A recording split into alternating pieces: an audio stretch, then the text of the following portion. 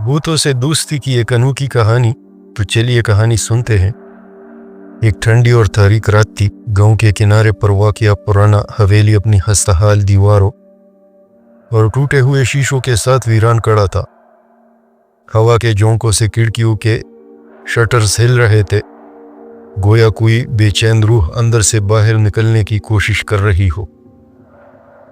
गांव वालों के लिए यह हवेली एक दहशत की अलामत थी, जहां कोई दिन के वक्त भी जाने की हिम्मत नहीं करता था। कहा जाता था कि इस हवेली में एक भूत रहता है जो रात के वक्त घूमता है और जो भी उसके करीब जाता है वो कभी वापस नहीं आता। लेकिन उस रात एक 17 साल लड़का आदिल इस हवेली के सामने खड़ा था। उसके हाथ में एक पुरानी टार्च थी जिसकी रोशनी कभी कभार टिमटिमाने लगती थी। आदिल के चेहरे पर खौफ के आसार थे, लेकिन उसकी आंखों में एक अजीब सी चमक भी थी। वो अपने दोस्तों के साथ शर्त हार गया था। शर्त ये थी कि वो हवेली के अंदर जाकर एक रात गुजारेगा। आदिल को यह सब बचगाना लग रहा था, लेकिन वो अपनी बात का पक्का था। वो अपने दोस्तों के सामने शर्मिंदा नहीं होना चाहता था। ये सब बकवास है, आदिल ने खुद से कहा, जबकि उसका दिल जोर जोर से धड़क रहा था। भूत वगैरह कुछ नहीं होता, ये सब गांव वालों की बनाई हुई कहानियां हैं। उसने गहरी सांस ली और हवेली के बाहरी लकड़ी के दरवाजे की तरफ बढ़ा। दरवाजा खोलते ही एक सर्द हवा का झोंका उसके चेहरे से टकराया और उसे लगा जैसे कोई उसके कान में सरगोशी कर रहा हो। उसने फौरन पीछे मुड़कर देखा, लेकिन वहां कोई नहीं था। ये बस मेरा वहम है, उसने खुद को तसल्ली दी और अंदर कदम रख दिया। हवेली के अंदर अंधेरा इस कदर गहरा था कि टार्च की रोशनी भी उसे चीरने में नाकाम थी। आदिल ने आहिस्ता आहिस्ता कदम बढ़ाए। उसके जूतों की आवाज़ खाली हाल में गूंज रही थी। दीवारों पर लटकी हुई पुरानी पेंटिंग्स उसे घूर रही थी और हर तरफ से अजीब सी आवाज़ें आ रही थी। अचानक उसे कमरे के दरवाजे से रोशनी की एक हल्की सी किरण नजर आई। वो हैरान हुआ, ये कैसे मुमकिन है? यहाँ तो बिजली का कोई निज़ाम ही नहीं है।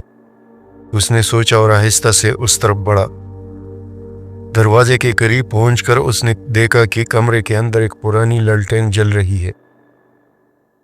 उसकी रोशनी में एक अजीब सी शक्ल नजर आई। ये कोई इंसानी शक्ल नहीं थी, बल्कि एक धुंधली सी हस्ती थी जो हवा में मोहलक थी। आदिल के पाँव जमने लगे, उसका दिल जोर जोर से धड़कने लगा और उसके हाथ से टार्च गिरते गिरते बची। तुम कौन हो? उसने हिकलाते हुए पूछा। वो धुंधली शक्ल आहिस्ता आहिस्ता वाज़िह हुई। ये एक लड़की थी जिसकी उम्र शायद आदिल जितनी ही थी। उसके लंबे बाल हवा में लहरा रहे थे और उसकी आंखें अजीब सी चमक से भरी हुई थी। लेकिन वो कोई आम लड़की नहीं थी। उसका जिस्म हल्का सा शफाफ था और उसके पाँव ज़मीन से कुछ बुलंद थे। मैं तुमसे मिलने का इंतज़ार कर रही थी, आदिल, उसने एक ऐसी आवाज़ में कहा जो नरम लेकिन खौफनाक थी। आदिल के मुंह से चीख निकलते निकलते रह गई।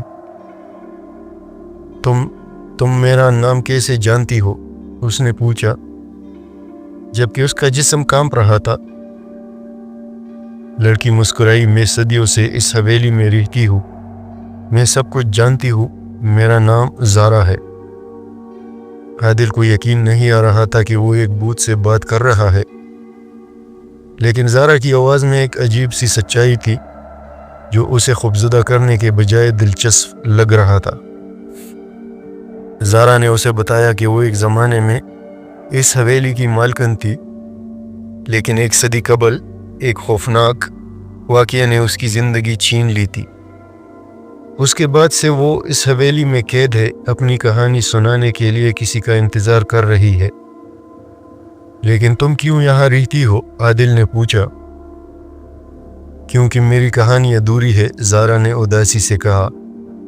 मैं यहाँ से तब तक नहीं जा सकती जब तक मेरा मकसद पूरा ना हो। आदिल को ज़ारा से खौफ तो था, लेकिन उसकी बातों में एक अजीब सी कशिश थी। उसने फैसला किया कि वो ज़ारा की मदद करेगा, اس رات سے ایک غیر معمولی دوستی کا آغاز ہوا۔ عادل ہر رات حویلی آتا اور زارا اسے اپنی زندگی کی کہانیاں سناتی۔ وہ بتاتی کہ کس طرح اس کے خاندان کو دھوکے سے مار دیا گیا تھا اور کس طرح اس کا قاتل اب بھی آزاد ہے۔ لیکن یہ دوستی اتنی سادہ نہیں تھی۔ گاؤں والوں نے عادل کے حویلی جانے کی بنک پڑتے ہی اسے روکنے کی کوشش کی۔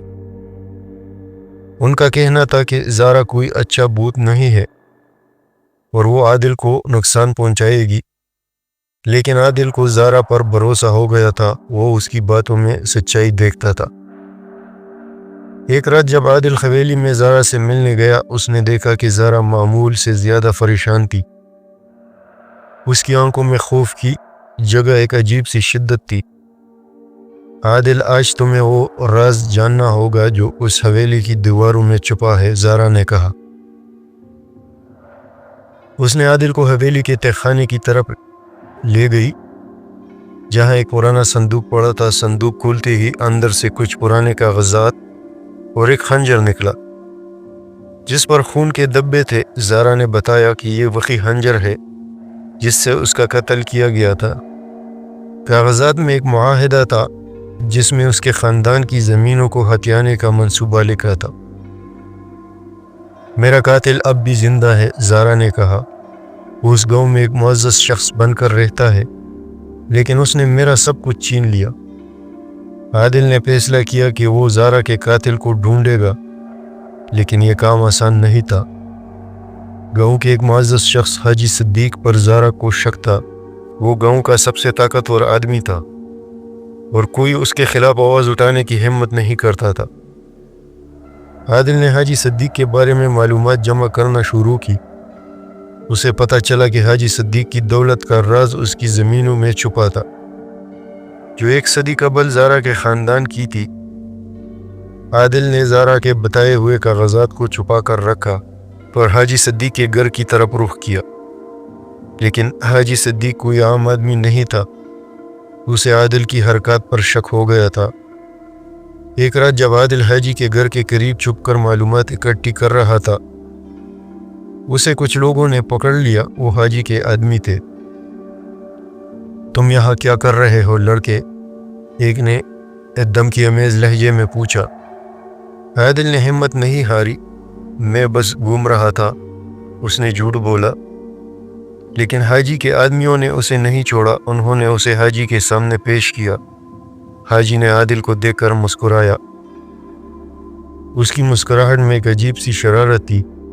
تم اس حویلی میں بہت زیادہ دلچسپی لے رہے ہو عادل، حاجی نے کہا۔ کیا تمہیں وہ بھوتنی ملی جو وہاں رہتی ہے؟ عادل کے دل میں خوف کی لہر دوڑ گئی۔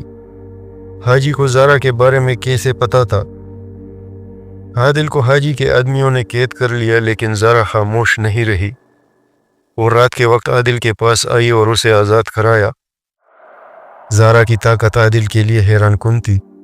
اس نے دیکھا کہ زارا نہ صرف ہوا میں مغلق ہو سکتی تھی بلکہ وہ اشیاء کو بھی بلا سکتی تھی۔ ہمیں حاجی کو روکنا ہوگا، زارا نے کہا۔ وہ میری موت کا ذمہ دار ہے اور اب وہ تمہیں بھی نقصان پہنچائے گا۔ عادل اور زارا نے مل کر ایک منصوبہ بنایا۔ وہ حاجی کے گھر واپس گئے اور اس کے دفتر سے وہ تمام ثبوت جمع کیے جو زارا کے خاندان کے قتل سے متعلق تھے۔ لیکن اس دوران حاجی نے انہیں دیکھ لیا۔ تم نے بہت بڑی غلطی کی عادل، حاجی نے غصے سے کہا۔ اس نے اپنا پستول نکالا اور عادل پر نشانہ لگایا، لیکن اسی لمحے زارا نے اپنی پوری طاقت استعمال کی۔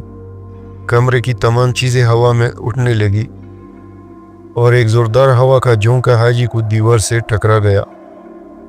حاجی خوف سے چیخ اٹھا۔ تم وہی بھوتنی ہو، اس نے کانپتے ہوئے کہا۔ زارا نے اسے گھورا۔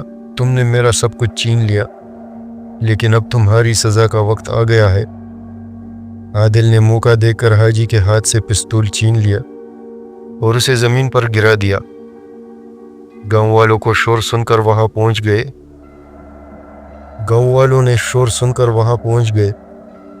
اور عادل نے انہیں ساری کہانی سنا دی۔ حاجی کے جرائم کے ثبوت دیکھ کر سب حیران رہ گئے۔ حاجی کو گرفتار کر لیا گیا اور زارا کا مقصد پورا ہو گیا۔ اس رات جب عادل حویلی واپس آیا، زارا اس کے سامنے آخری بار ظاہر ہوئی۔ تم نے میری مدد کی عادل، اب میں آزاد ہوں، زارا نے مسکراتے ہوئے کہا۔ عادل نے دیکھا کہ زارا کی شکل آہستہ آہستہ غائب ہو رہی تھی۔ اس کے دل میں ایک عجیب سی اداسی تھی۔ کیا ہم دوبارہ مل سکتے ہیں؟ اس نے پوچھا۔ زارا نے ہلکی سی مسکراہٹ کے ساتھ کہا، شاید کسی اور زندگی میں، اور پھر وہ غائب ہو گئی۔ حویلی کی تاریکی اب پہلے جیسی خوفناک نہیں تھی۔ عادل نے آخری بار حویلی کو دیکھا اور واپس گاؤں کی طرف چل پڑا۔ اس کے دل میں زارا کی یاد تھی اور ایک ایسی دوستی کی کہانی جو کبھی نہ بھولنے والی تھی۔ یہ تھی آج کی کہانی۔ اگر کہانی پوری سنی ہے تو چینل کو سبسکرائب کریں اور کمنٹ باکس میں اپنے رائے کا اظہار ضرور کریں۔ اگلی کہانی تک اللہ حافظ۔